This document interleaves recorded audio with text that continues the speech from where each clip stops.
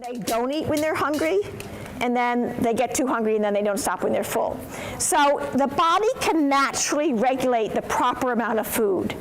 So as a parent, you just want to let your kids eat, follow their appetite. Your job is to provide the right foods at the right times, and their job is to figure out how much of it they want to eat. But to try to tell your kid that, oh, you're eating too much, or to try to get them to finish their plate because they aren't eating enough, it gets to be a food issue and a control issue, and it tends to backfire.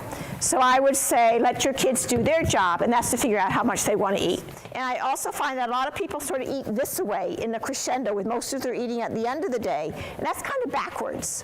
So like I say, you want to see eating as a timeline, and you have 4 meals: breakfast, first lunch, second lunch, and then dinner.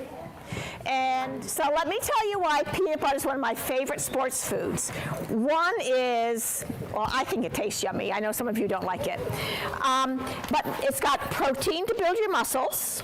It's got fiber in it, which is good to keep you feeling fed. The fat in peanut butter knocks down inflammation. So when you play, you get these little tiny injuries that get inflamed, and it can lead to injury. So when you eat nuts or peanut butter, it knocks down that inflammation and helps keep you healthy.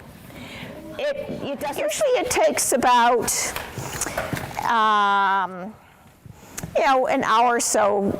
Well, it depends. If you're eating a big meal, you might want to wait an hour or so before you practice or play a game. But if you're just having a little snack before practice, then usually your body can tolerate that. So it's usually too much food or too much water, too close to when you're eating. Yeah. What I look at is, what are you eating at breakfast and lunch?